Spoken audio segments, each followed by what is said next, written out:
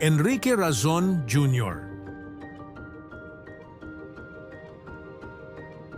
Si Enrique Razon Jr. ay nagmana ng International Container Terminal Services Incorporated, ICTSI, mula sa kanyang ama.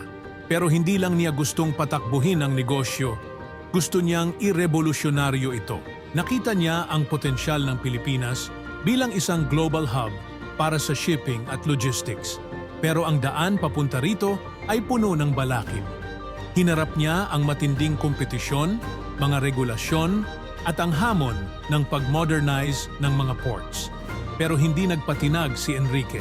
Nag-invest siya sa teknolohiya, nag-expand globally, at hindi umatras sa kahit anong hamon. Sa kanyang determinasyon, ang ICTSI ay naging isa sa mga leading port operators sa buong mundo. Ang kwento ni Enrique Razon Jr. ay isang patunay ng vision, tapang, at paniniwala na sa sipag at tiyaga, kaya mong gawing isang global empire ang isang maliit na pamana. Si Enrique Razon Jr. na may net worth na $11.1 billion ay patuloy na nag-e-expand ng ICTSI, isang patunay na walang limitasyon ang kayang abutin ng taong may malakas na vision at determinasyon.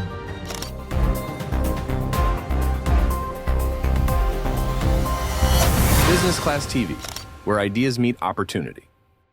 For more updates, please follow all social media of Business Class TV.